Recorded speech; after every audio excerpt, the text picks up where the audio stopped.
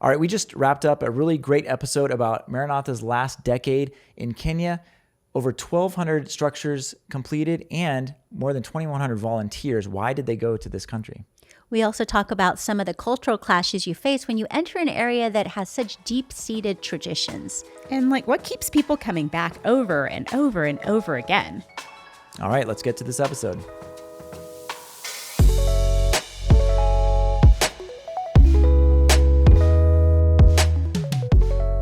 Hey everybody, welcome to Inside Missions. I'm Dustin Com, and today we're going to do a dive into the fascinating country of Kenya, where Maranatha has been working for the past decade, and we're going to uncover what makes this African nation so special to both volunteers and our staff alike. Speaking of staff, joining us today are our Vice President of Marketing, Julie Lee. Hello. And Julie just came off a whirlwind trip of the country of Kenya, so we'll hear a little bit about that trip. Also joining us is our Director of Media Productions, Christina Lloyd. Hello. And our Vice President of Projects, Kyle Fees. Hi. Thanks for being here, Kyle. So let me read off some stats of what has been accomplished in Kenya by Maranatha over the last decade. 2016 is when we entered the country, and now it's 2026. We kind of at the beginning started in 15, but that's when we really started working on projects. Completing projects maybe in 2016. Yeah. So 1,107 churches, 72 classrooms, 378 well repair and maintenance visits. That may be even higher. I'm not sure on that one. 43 other non-structure projects like renovations or campus improvement projects, for a total of 1,214 structures, totaling over 1 million square feet across the country of Kenya, and volunteers served 2,146 times. So quite a bit of work that's been done in Kenya over the years. And Kyle, you were reflecting on this a little while back, and then all of a sudden, Julie finds herself on a plane going around the country to kind of highlight some of these stories. And her and Leo Macias, Leo may pipe in this conversation because you guys are fresh off this trip. Kyle, talk a little bit about, actually, I apologize. Julie, why don't you just tell us real quick what was the goal of your trip that you just came back from? Well, we, in our TV production meetings, Christina Lloyd, who runs that show, she had talked about, I guess Kyle and her had been talking, and Kyle had suggested maybe we take a look at 10 years of impact in Kenya. And so the episode that we're producing is focused on that. And so we worked with our country director there, Anu Kadis, to identify multiple locations to visit and representative places of different regions, parts of the country, to see how the churches, schools, and water wells that we've constructed over the last decade have impacted the communities that they're in. So that's what we did. Awesome. Well, we'll hear more about that as we go. Really interesting trip for you probably to be able to check back on some places and some people that you've met in the past. But Kyle, tell us, how did we even get involved in Kenya in the first place? What brought us to that country? So, as is our practice, when we look at places to work, we sit down with the leadership of the Seventh-day Adventist Church. And in this case, we were having meetings with the leadership of the East Central Africa Division. Kenya is a part of that division. And we hadn't really worked in an organized way in that division before. And so the leadership, indicated to us that they would like us to start in Kenya. And so that's really the reason that we started there. There was several other places that were talked about, but it was felt that because Kenya is it's a place that many people in North America are pretty, comfortable with in terms of travel. There's a lot of tourism that goes to Kenya. People have heard about different aspects of Kenya in a lot of different ways. And so there was probably a comfort level with Kenya that maybe there wasn't with some of the other countries. And so they thought, hey, that might be a good place to start from the perspective of a good place to attract volunteers. But at the same time, from the church's perspective, Kenya was growing. It was needing churches. There was a lot of infrastructure in place that would work well with what we needed. And so I think that because of the safety of travel there, it's a pretty stable place. It has been for many, many years. English is spoken pretty predominantly throughout the country. And so there was a lot of different aspects that seemed like it added up to be a good place to start. now, and we haven't left. So 10 years later. And there's been a lot of, well, we read off the stats earlier. I mean, over 1,200 structures, over 2,000 volunteers. So it's had a big impact on all parties involved. What are some of the challenges that you've encountered as you've been leading the construction efforts that maybe are unique to Kenya? Maybe there are none that are specifically unique to that country, but what have been some of the things that have been unique to that country for construction? You know, one of the things that we got involved with after we started building churches and started helping with some schools, we started getting involved in drilling water wells. And drilling in Kenya is a little more difficult than in many of the other places that we've tried to do that. One of the reasons is that the geography and the geology in Kenya is pretty varied, and there's a lot of places where that's very dry, but the geology is tough. It's water's really deep. There's a lot of really hard rock, and so there's more challenging environments to drill than some of the other countries that we've been in. And so we got involved with our own rig, and we started doing our own drilling, and we learned a lot in Kenya, because there's a lot of challenging places there to drill, a lot of places where you'll get salt water. So Is that the first place that Maranatha drilled with our own rig? Mm-hmm. No, and this would be in contrast to just contracting with yeah. with that's companies right. that are out there. Yeah. No, we had drilled in Mozambique with our own rig, and just a couple of other places too. But was it specifically the terrain that made it such a learning experience for us? Because we had done wells before, but right. It's the terrain, the geology under the ground. We had to go deeper there than probably any other country that I can think of. I mean, there was a number of wells that were pushing 1,000 feet. Wow. And then there's other aspects of the drilling process that was, we hit a lot of dry wells. So we started to try to find technology that could help us detect water. So there was a lot of things that we tried, that we experimented with, a lot of lessons learned. Right now we're drilling with contractors, because one of the things that you face with Kenya is it's such a big country. To have your own rig and then try to hit all the different places that they're asking us to help, it's a little more efficient to hire a local driller that's in each region, rather than trying to move our equipment all across the country all the time. And there was other reasons too, but so from a construction perspective, I'm sure we've learned a lot of lessons as well. I think that one of the takeaways I have is just that volunteers can really drive and sustain our involvement in a country. So as long as volunteers are really excited about the country and the projects there, and they've loved some of the projects that we've done. Some of the school projects, Kiutini, Kajiado, Kimagoro, they keep coming back, and they come back multiple times because they have such a good experience. So, that's something, when you can find a location, a country that has a big need and has also, the types of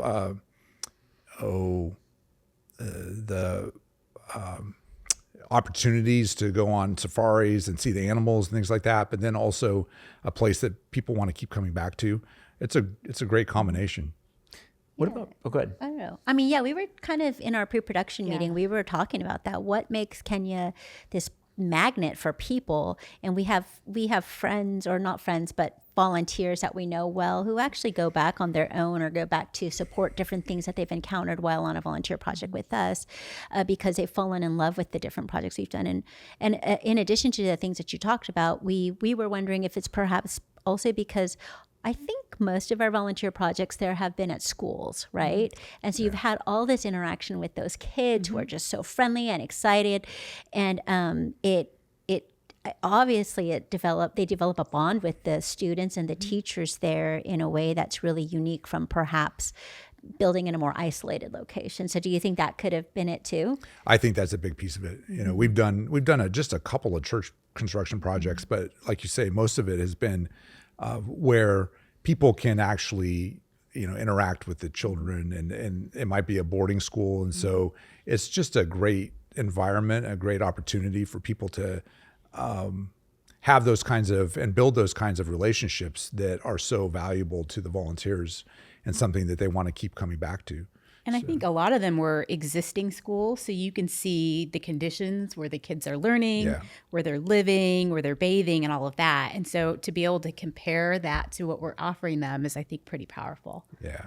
We talked about some of the unique aspects of working in Kenya on the construction side of things, the volunteer experience. And we'll talk more about the volunteer experience later. But what about producing media production in Kenya? Christina, I mean, you've been there numerous times. I mean, what makes trying to produce television and capture other media unique in a country that is very diverse with people, geography, everything?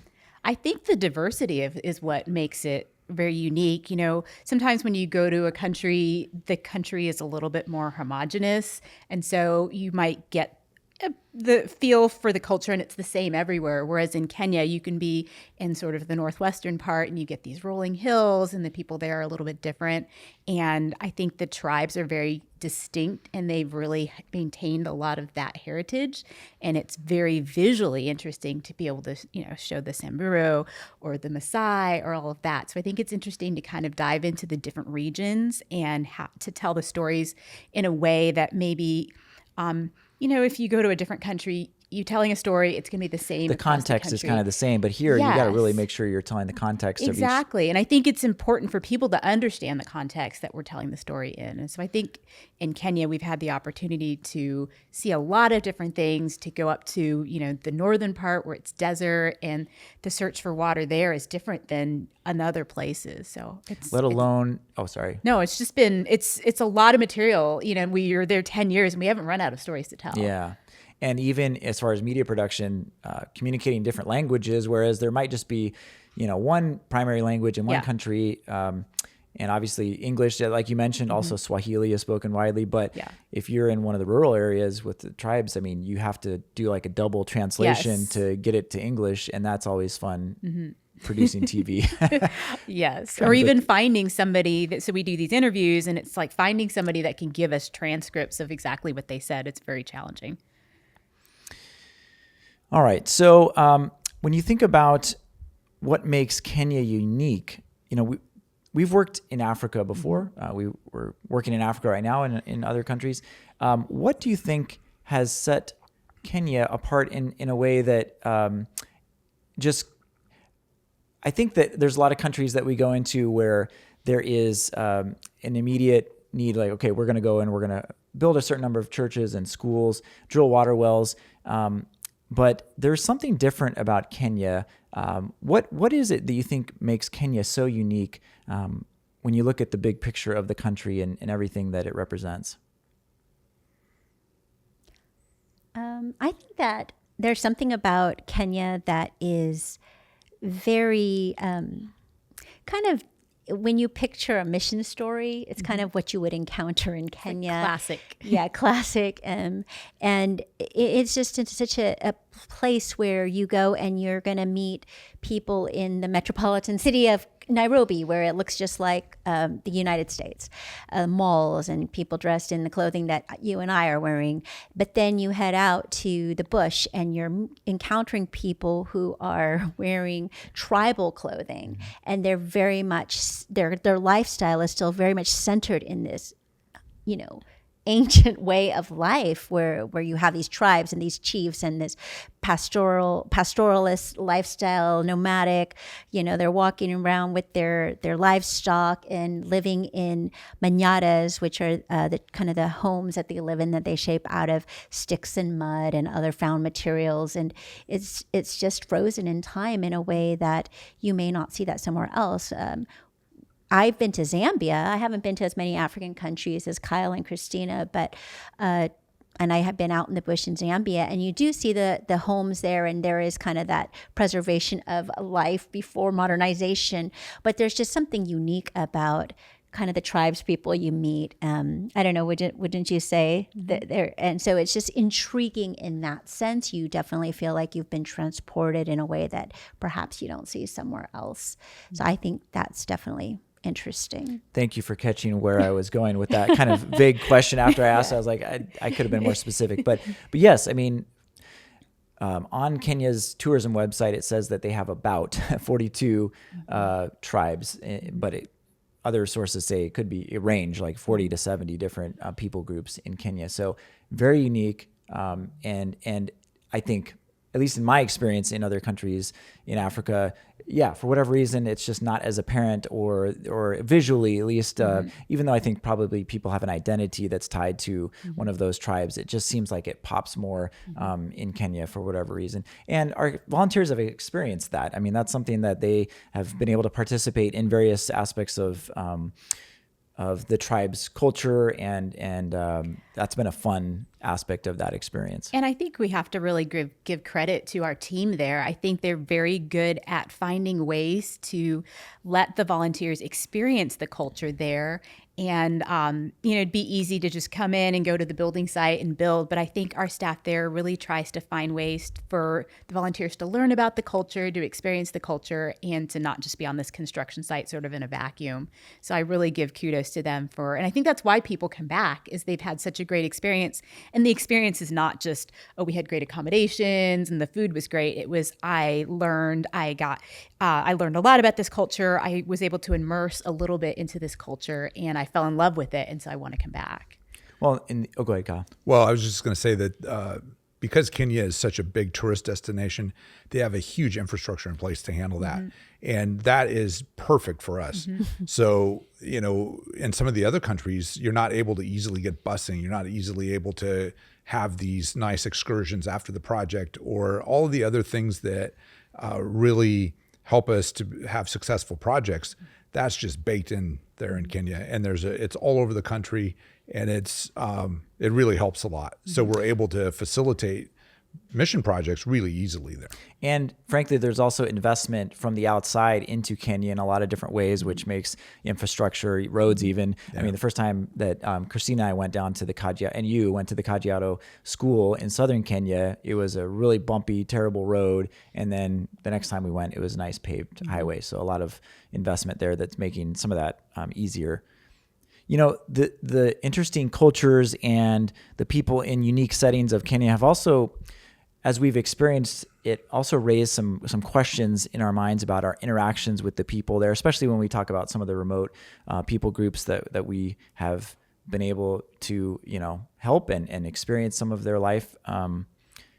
And we were talking about it earlier, like even philosophical questions about, what is justice? What is culturally appropriate in their culture versus in our culture, fair rights.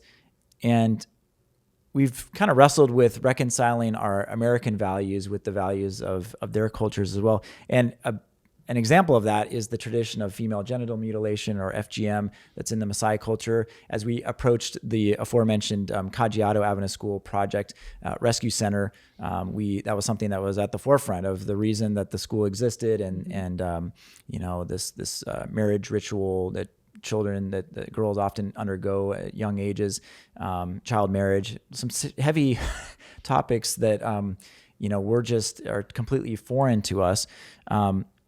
And jarring for us. So I'm just curious, how have you all, as you've experienced these kinds of things firsthand, processed all of this?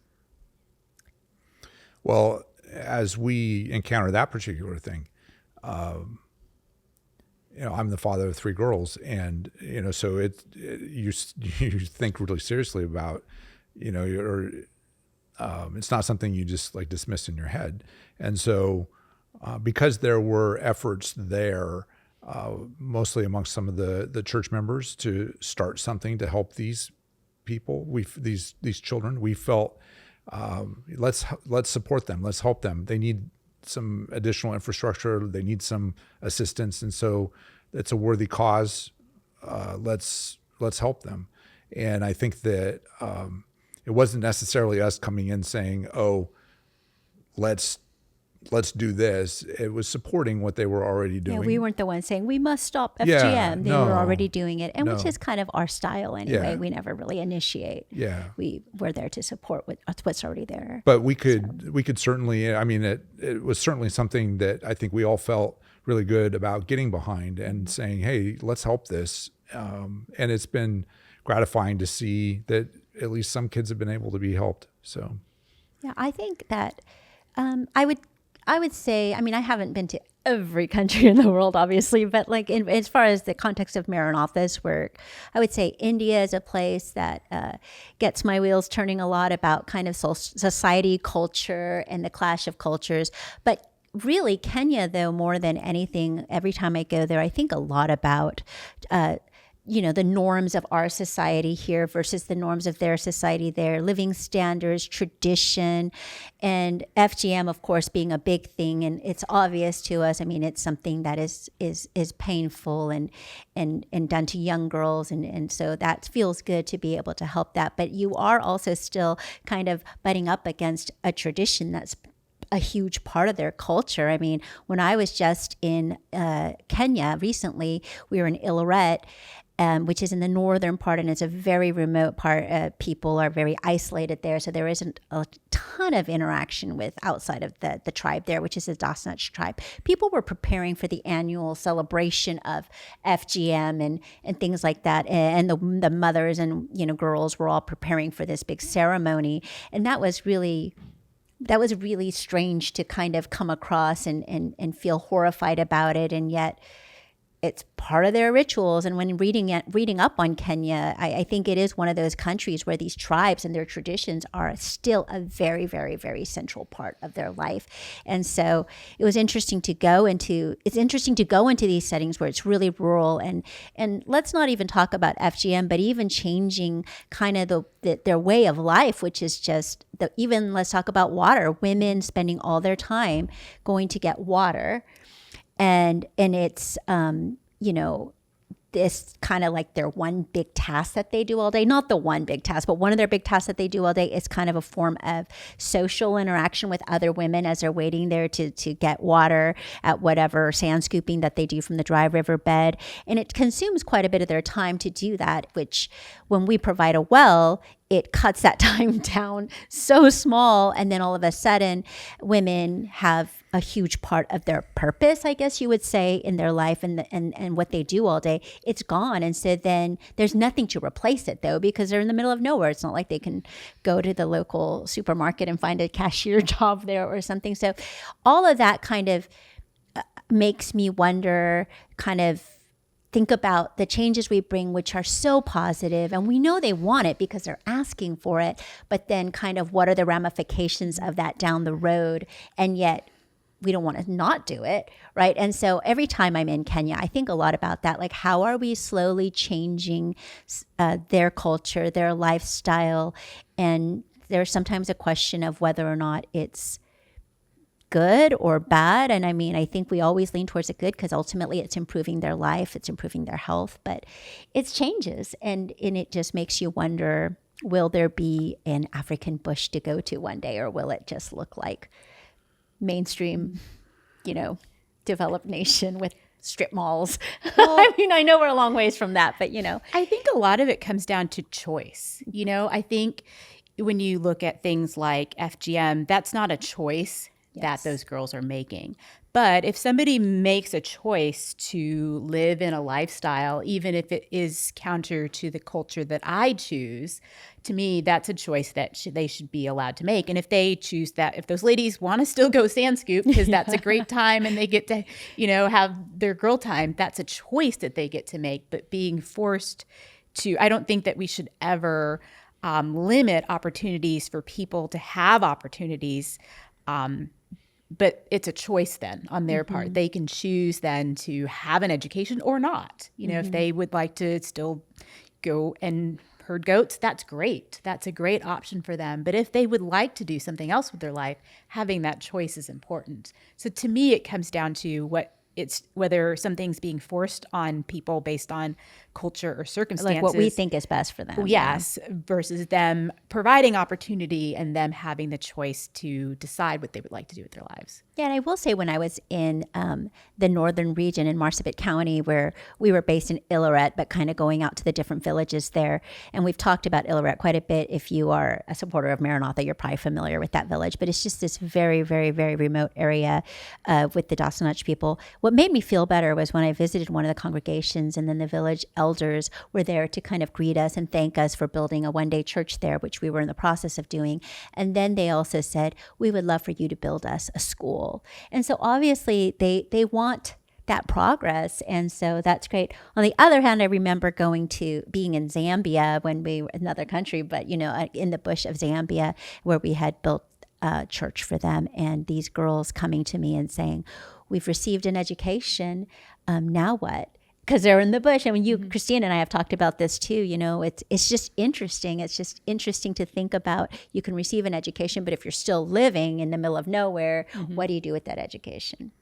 So, Julie, we first got started up in the Illoret region because the Seventh-day Adventist Church in Kenya had heard about the area up there, and somebody had gone up and checked it out, and they knew about the Daasanach, and they knew that they were very remote. They speak a language that's, I think that some of it has been, I think there is a little bit of written material for that language, but not a lot. And so they actually took a mission trip up there, and they reached out. They brought clothing, they brought food, they brought some things just to help the people. And at that point in time, they started some Bible studies and things. And so pretty quickly, then they felt there was a need to build some churches. So they contacted us. And so we went up there. But even when we went up for the first visit, a lot of the people weren't wearing clothing, or they were wearing clothing that was made out of goat skins and things like that. And so as the Seventh-day Adventist Church started to establish some believers and some members and things like that, and they started to do health meetings and trying to help to improve some of their living situations, it started to change. It changed the people. So even now, like a lot of the people are wearing clothing, they're not wearing goat skins too much anymore, I don't think. And so I think that the involvement there, particularly from our perspective in terms of being able to share Jesus Christ with them, that's what really changes them. And that's what, I think we also want to try to be able to bring water, and we've done that. We want to try to be able to give them a place to worship, and we've done that. But that change that you were talking about, I think the important change is that many of them have chosen to believe in Jesus Christ and to follow him. And so I think that really is one of the driving things. But some of those changes do mean that the types of things that they've been doing for generations, some of that does change. And some of it, it's there. So there is a little bit of that. Just by nature of having contact with someone from the outside, it's gonna have some sort of effect. Yeah, I remember even Anu when we went there, because it was my first time going to Illoret, but she was observing some of the changes she saw, including the clothing aspect. I mean, I think when you guys first went there, probably many of the females were not wearing a top. And when we went, most of them were. There were a handful that weren't. But that's an interesting question too, I mean, our country director there, and I and Leo Macias, our studio manager who's here, and also he was our cinematographer. We had a lot of good conversations together about that too, I mean, so they didn't wear clothing, on the top. What did that mean to them versus what it means to me as an American? For them, it was no big deal. And so kind of like now that tribe looks a lot like a tribe I might encounter somewhere else, whereas before maybe it was a little bit unique in what they understood their standards to be. And so that's what I mean by when I go to Kenya, you encounter so many different things. It just raises a lot of questions about what is the ideals that we put on each other, which ones are things that improve their life versus just our ideas of what we think is right. And we talked about, Anu was like, oh, they won't get sunburn anymore, things like that. So it was, it was interesting. And there are a lot of good things to consider. It was just the number of soccer jerseys I saw in the middle of nowhere was interesting. But anyway. I think at a basic level, when you take it just even down to like the Great Commission, like it's go into the world and make disciples, but because we are human, oftentimes we make disciples that then look and think like us because that's all we know, And so what does that actually mean? And how does that look and how does that feel? I think the discipleship process, because it's being carried out by flawed, sinful humans, can sometimes get a little wonky and tweaked, and we may not always agree what is a disciple supposed to look like. But I don't know that is necessarily our job to figure out. That, our job is to go and share Jesus and do what we can to make people's lives better in the best way that we know how, and then just hope that that gap is filled in by God. To me, it's just a little bit of sad. It's like this untouched people group, and we go in, they're wanting the improvements that we can help with, and we do a really great thing by helping. And yet, like we said, just even with that little contact, all of a sudden they realize, oh, there's more than just my, But is it sad because we feel like we romanticize that idea of the bush, and it's sad because that no longer exists? Yeah. Or, I guess I'm trying to, it's like, how do you, like, who is it sad for? Yeah. Is it sad for me because of, I want to have this place to return to as a mission story picture in the book? Extreme, like you said, of, this place becoming, just like all looking any the other, same. There's that. No, and like I said, but the Samburu tribe that we go to where the church is thriving, they look exactly the same. They're still wearing their traditional clothes. I didn't see any Western wear on them. Yeah. No, and like I said, it's all good stuff that's helping. So it's not it's a negative thing. It's just like you have to acknowledge, as we have, that like that culture is going to change a little bit. Ideas change people in many ways, from the inside to the outside, and And by the way, if you're watching on YouTube, this scene that you're seeing on the screen behind us is on the way to Marsabit County, El Lorette. And you can see that it's just desolate and barren. And this is our crew heading out there, taking 4 days driving along some of these dirt roads and sometimes no roads at all. So and it's a place that just is so dry. It's so arid. There is just severe drought, and they get maybe 8 to 12 inches of water a year. That's what I read when I was researching it. And also the roads to this area is so it's dirt roads. It's so extreme that no one can really help them. And to get them infrastructure for water and reliable electricity, things like that. And so it's extraordinary what Maranatha has done to help them with structures and with water. It's really, really extraordinary. All right. Now we're going to take a little break and go to everyone's favorite segment, which is our rapid fire question round. It's never rapid. Okay. Kyle, we'll start with you. What is the most surprising / unique thing that you've ever been given or offered in Kenya? When I was up in El Lorette on my first visit there, we were in a little village or a little place called El Bogash. And they gave me a little thing that I could wear on my head that was a watch band.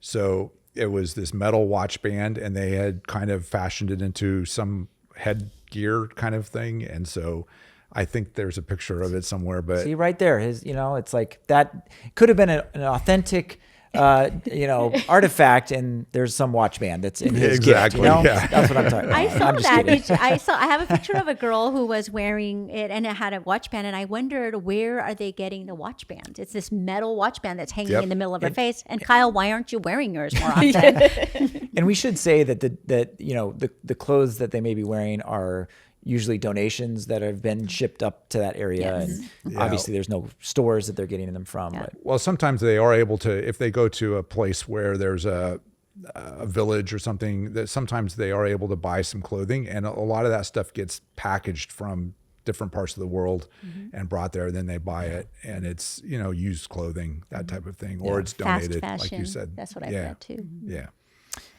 You guys, most unique, surprising thing you've ever been given or offered? I will say offered. I was in kind of the Eldoret area which is the West Rift Valley area. And we went to a church and they had a gourd that was filled with some sort of milk.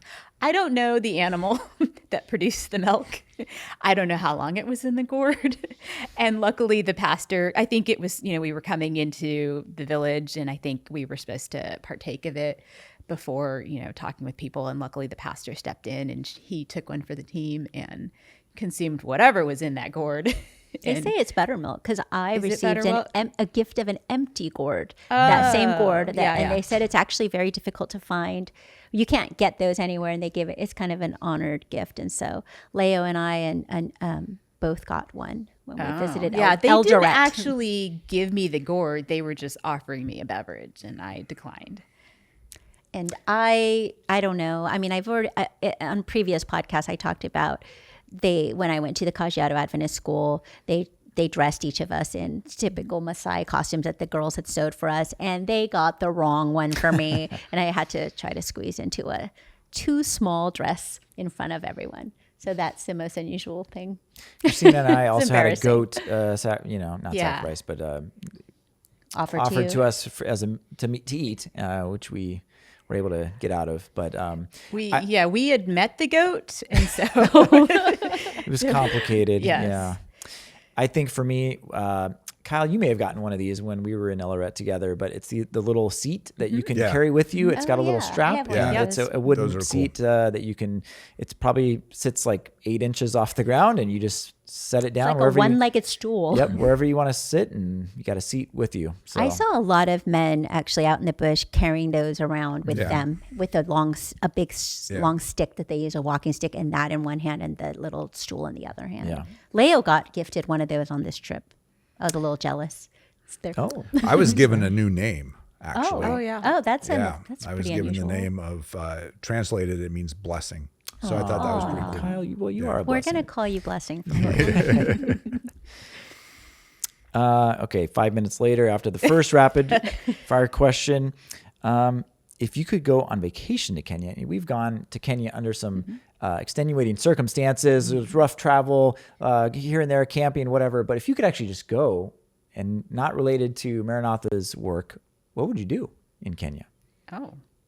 I would safari. Yeah, go on safari. If I had like money was no object, I would go on to a really nice like safari place. There's some helicopter safari things where you can get back into places where they're really the tourists don't go too often, and there's some pretty amazing places from what I've heard. Whoa, I never knew that. I would do like balloon safaris. Those are really cool, like hot air balloons, and they're so quiet you kind of can sneak up on the animals. Cool. I'd want to do one of those. Don't they have ones where you kind of have like a really nice tent out in the middle of somewhere and they kind of take care? I would do that. Yeah, I think I would enjoy going for a hike on Mount Meru, which I believe is the second highest peak behind Mount Kilimanjaro in Africa. It's like central Kenya. Forest, people don't think about Kenya maybe as it's a lot of like savanna and desert and, and like lush, sort of more tropical or not tropical, but like rainforest. Okay. Say all of the Swahili phrases that you know. Go, Kyle. Jambo.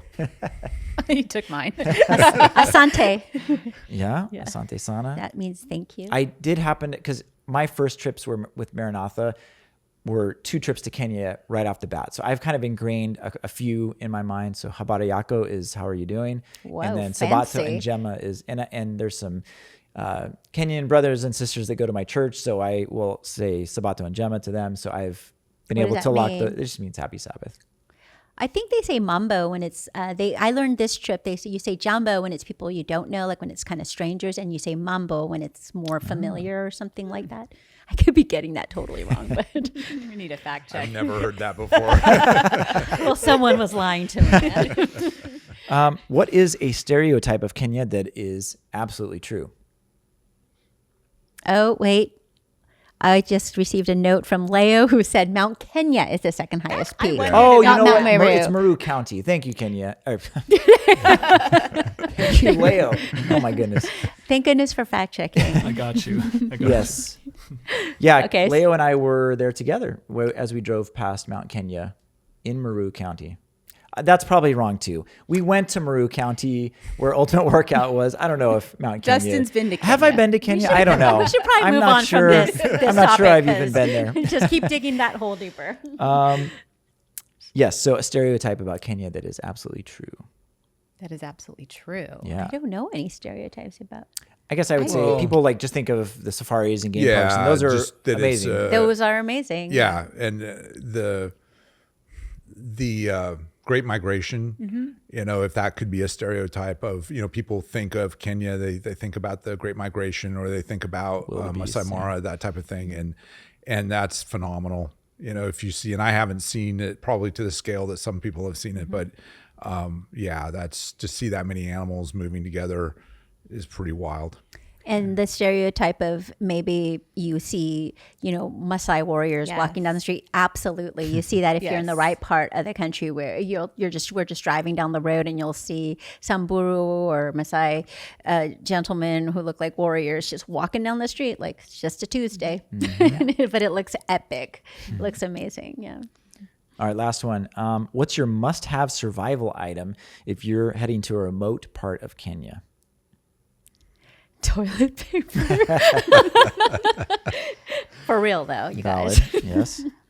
I have a little battery-powered fan. I would take that because it's usually hot. Water, and that's such a it has a lot of meaning to us because we're out there and we can go back to our car and grab a bottle of water because we make sure we bring plenty of it. And there's people that you're talking to, that you're interviewing or whatever, and they haven't had water for maybe days. Yep. And so it gets to be a heavy thing that you think about because I can't live without water very long, or so I think. And so, you always, we bring it along with us, but it is such a privilege that we have that we just take for granted to be able to have access to it all the time. And then when you're there and you see that, just how many people don't have that access, being able to bring water to them is super gratifying. And I think it's part of the job that we probably love the most in terms of being able to, when we're out in the field and you're actually able to be with people when the water, like we're dedicating a well and they're actually able to start pumping water for the first time, to see the joy in their faces and the excitement. And, we can't even understand at all what that means to them. Yet we have a little picture. And it's pretty cool. Do you do the thing where you kind of sneak your sip of water in the car so people don't see you? It's pretty uncomfortable. Like you're out filming some people that are literally digging into the earth to get water, and then you hop in your vehicle and you're like, oh, man. Until you think you're having heat stroke, and then it's hot out there. And then you I'm can't not give used to them that. water because then you'll start just how do you give water to the it makes it very 75 people that uncomfortable. there. So, but then I think that you kind of like feel a little bit better that, okay, well, we're trying to help the problem. It's not going to be solved today, but we're going to hopefully help to bring them some water for the long term. And that's a super gratifying thing. All right. That wraps up the rapid fire question round. Great job. We're going to come back around to something that we started to touch on at the beginning, which is the volunteer experience that our volunteers have had in Kenya. And for whatever reason, people have really connected with Kenya. Just talk a little bit about the volunteers that you've interacted with, that you've seen on different projects. What is it about their experience in Kenya that has made them just so deeply connected to that country? Well, I'll start off with kind of an anecdote from my own family. I took my family on a family project, and we were actually the kids were able to build a hut that was, a mud hut. They were able to spend some time at a Maasai or at a warrior training center. So, this is the legit thing. This is the real, people doing the real training, and my kids are able to be right in the middle of it. And then, of course, the Masai Mara. But being able to help build a school, and my kids got to really spend the week with these kids, and we actually helped a little bit running the children's programming for our family project. And so we took the kids to out in the tea fields. We took the kids to a blind school, where one of my daughters just fell in love with the kids, and she just didn't want to leave. So that kind of thing, I think, is an answer to your earlier question about what really is it about Kenya that people fall in love with. It's being able to experience, not just see, but experience how other people live, and then get to build relationships with those people. My kids got to make some Kenyan food, and then they cooked it, and then they ate it, and that kind of thing. Go shopping in the markets, and so those experiences, and multiply that by over thousands of people, and it's been a pretty great place to have these volunteer opportunities. I think also, especially because we work so much in schools in Kenya, a lot of those kids and all the teachers, they speak English because English is an official language there. And so that communication barrier, it's not perfect, but it's definitely down. Yeah, that's a really good point. Yeah, so you're connecting with them at a level that's not just gestures and things. Yeah. You're actually talking to them and making friends. And I think that is huge, to be in a place that feels and looks so foreign, and yet you have the common language where you can actually connect with each other in that way. So my kids, they went to Kenya too, and there was a kid at Kajiado named Joe Biden. I don't know why, but so we always talk about, oh, Mom, did you see Joe Biden? Or, Diego, my older kid, got to go back to Kajiado with his school when they chose to go on a mission trip through Maranatha, and he's like, I saw Joe Biden when I was there. So it's fun, but I think that is a huge thing in whatever country. I know that for me, it's easier to, as a media person, to go and be able to just talk to people without constantly needing a translator. And Kajiado was, where some of the students there were there because of the FGM situation, and so many of the volunteers really developed these strong bonds and connections with some of those girls, and probably those relationships continue, and so those things really make good experiences for people. And I think, like with Kajiado, that was such a huge project over so many years. It gave volunteers the opportunity to go back another time. You connect with a student, and then you're like, well, I want to go back. And they get to go back again and again and again. And then when it's done, a lot of them went back to go see the completed campus. So I think that building on those connections just makes them stronger. Literally, we know people who went back on their own just to visit, and went back to Kenya just to visit Kajiado again because of those relationships. So, and I also think, correct me if I'm wrong, I just feel like Kenyans are actually really, really, really friendly. Yeah. They're just so warm. Even when I was visiting this one village, and at first the women there, the Samburu tribe women, seem really stoic, but 45 minutes in, we're laughing and giggling with each other, hugging each other, and they welcome you in such a big way too.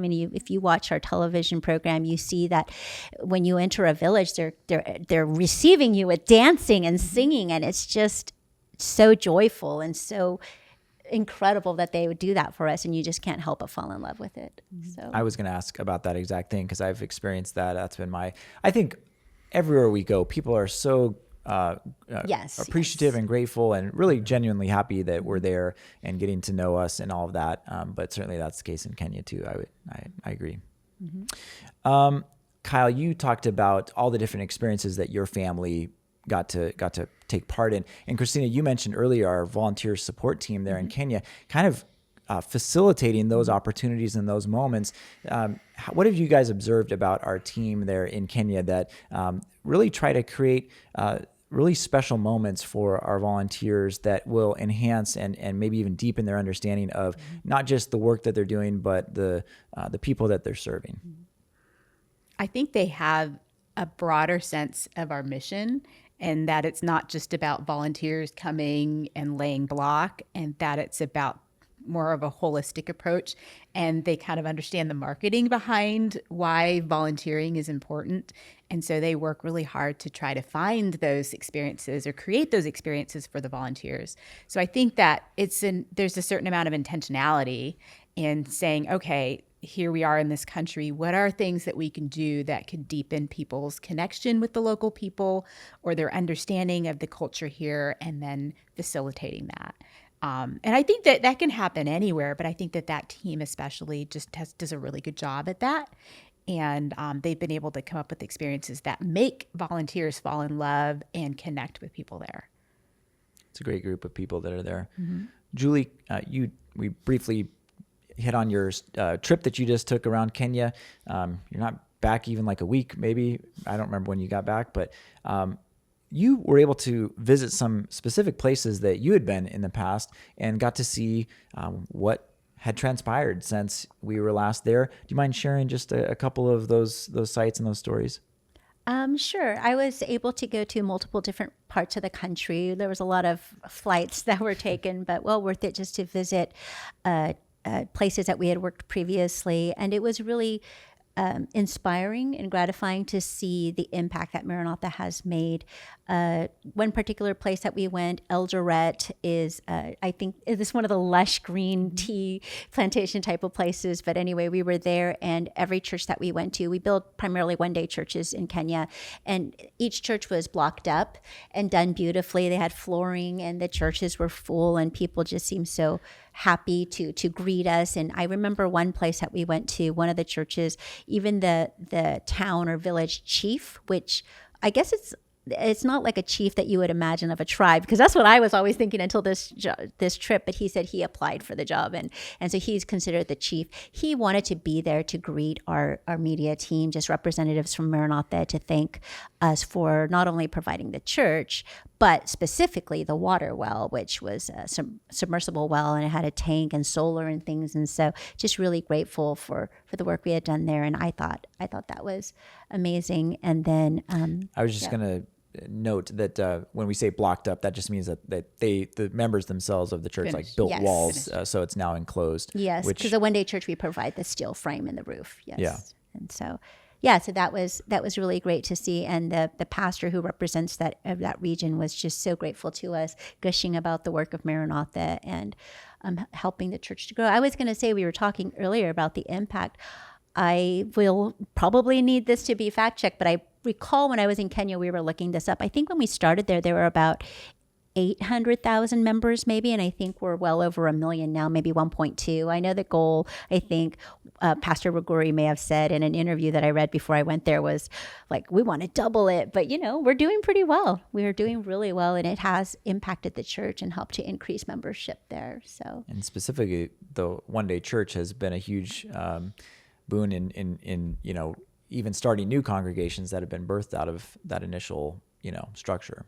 Mm-hmm. Yeah, I think that the impact of Maranatha in the last 10 years, one of the things that, water, schooling, but the one-day churches have made a big impact just in the life of the Adventist church in the country. So giving more people a place to worship, and then that in turn has caused more growth. So then there's need for more churches.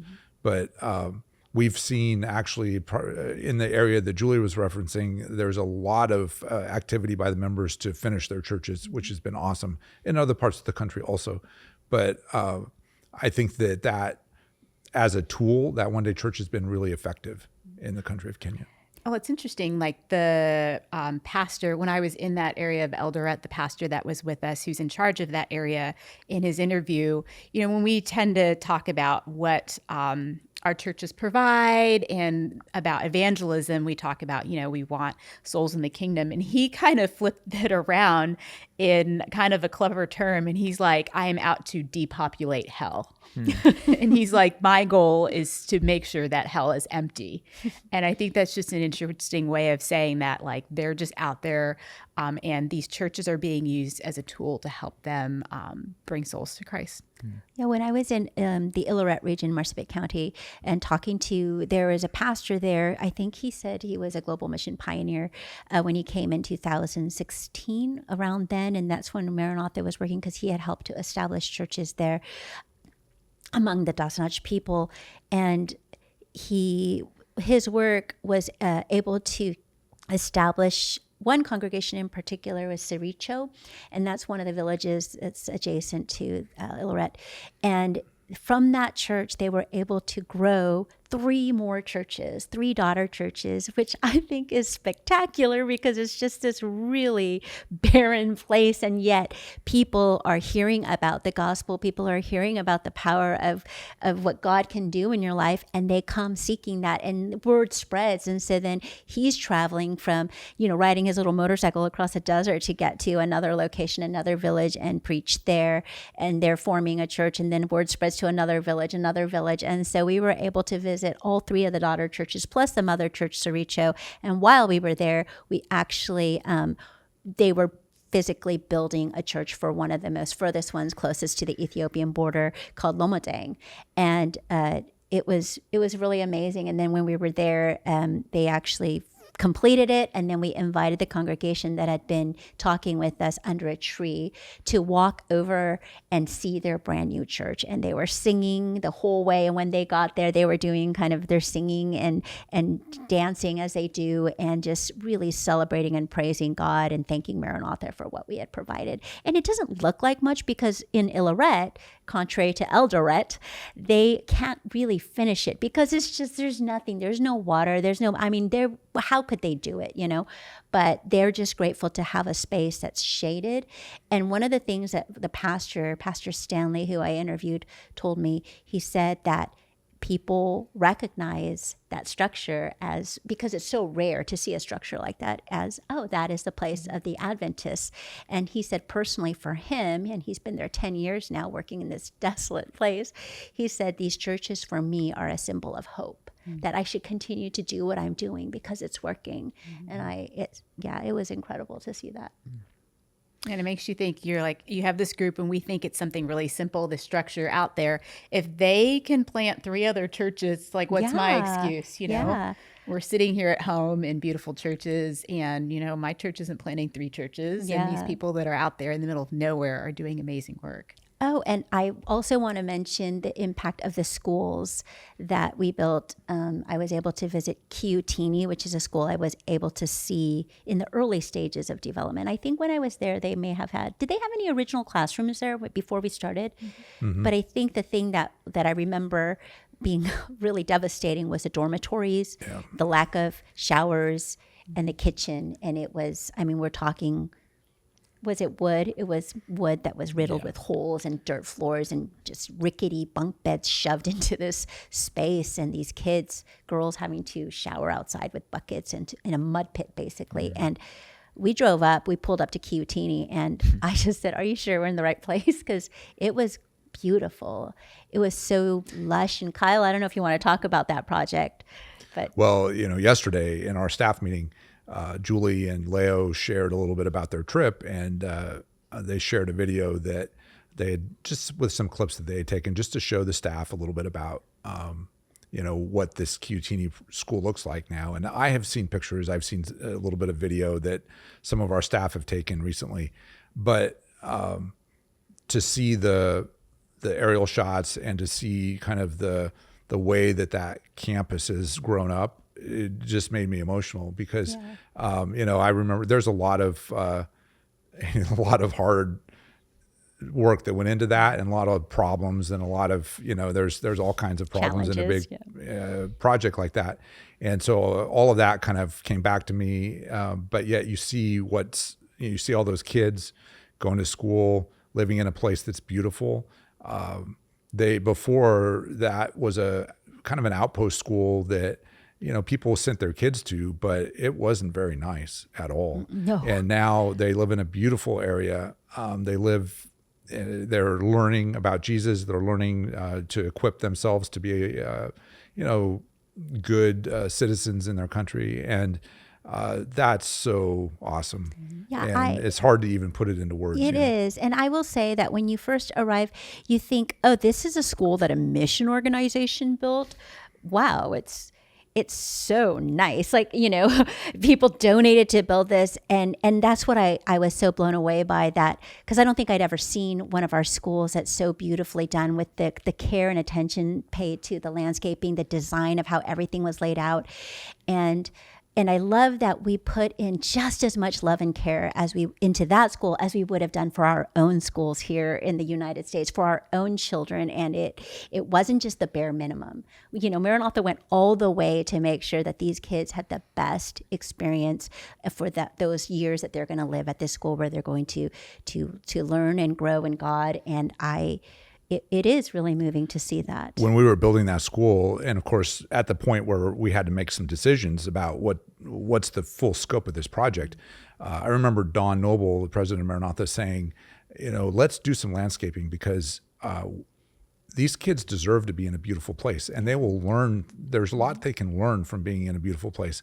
And one of the things that just impacted me in a big way just a couple of weeks ago is our country director sent me a video from her visit there, and I'm looking at it, but I'm hearing all these birds, and it sounds, that was not happening there before. There were no birds for miles it was around. A dirt field. Yeah, it was a big dirt bowl, dust bowl. And so it's this, now the kids are surrounded by natural beauty. Mm-hmm. And that's something that we think is really important. Mm-hmm. And fortunately, some donors felt like it was important, and they got involved and were able to, put part of our investment into making it a beautifully landscaped place. And so now it's lovely. Yeah, and Kyle, if I could tell you about that, these kids, when we were there, were sitting on the benches under the tree. One class took place outside just because they could, because it was a beautiful day under the shade of the trees that are fully grown now. Well, not even fully grown, but pretty well grown, mature.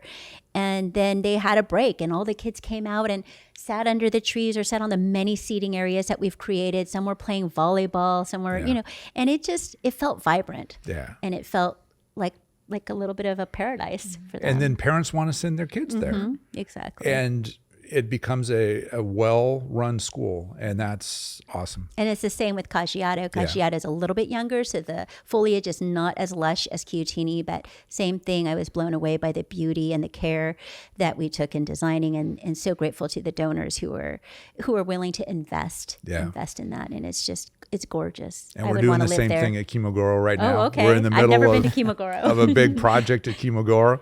And we just added some additional buildings. So we're going to have some more volunteer opportunities. So if you've been hearing about, the things we've talked about today and say, hey, I want to go to Kenya for the first time, there's going to be some more opportunities. Mm-hmm. And this Kimogoro school is an awesome place. And it's going to be beautiful too. Mm-hmm. And can I say, there was a kid at Illoret area where we were at helping us translate, because he's working there, I think, helping the church, and he had graduated from Chiutini. Oh, really? So isn't that cool? Yeah, that's awesome. Well, I'll be sure to put a link to a couple of different videos that we have about Chiutini, just so you can see, if you are curious, what we're talking about, the transformation. I was shocked yesterday in staff meeting. People say like, "Oh, I didn't recognize the place." Well, it's like you were in a different country, a completely different. Because you were there. I was there, and there was like dust devils like knocking tents over. It was just barren, and then now it's just like jungle. There were a lot of people during staff meeting who had been there, and they were all crying. I looked at the people that I was on that trip with, and they're just shaking their heads, and I'm shaking my head. Anyway. You'll just have to see it. Take our word for it. But look in the description. Or wait to watch it in a Maranatha Mission Stories coming up. Yeah. All right. So we'll link to those. I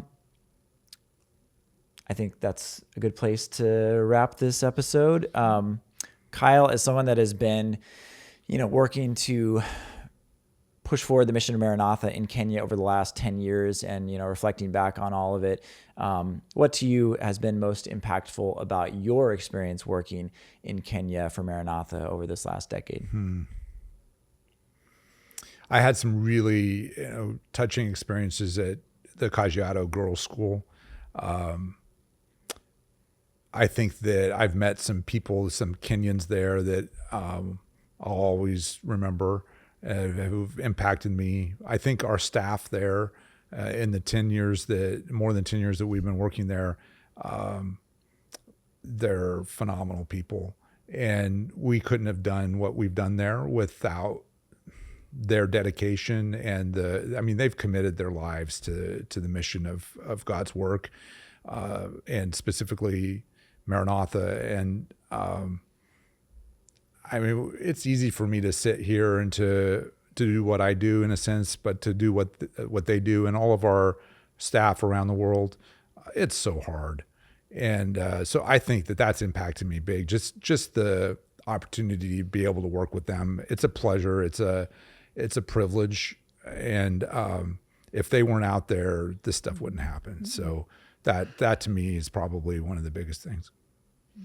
Well, the past 10 years has been very impactful for everyone involved, and we don't know exactly where God's going to lead in the future, but we know that He's been working in Kenya, and we're so grateful to God and for all of the donors and volunteers that have made such a transformation at so many places around the country of Kenya possible.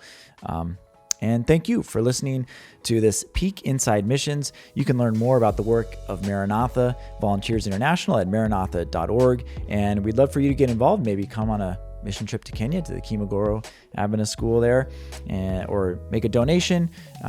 You can support either way by visiting our website at maranatha.org. And thanks for listening.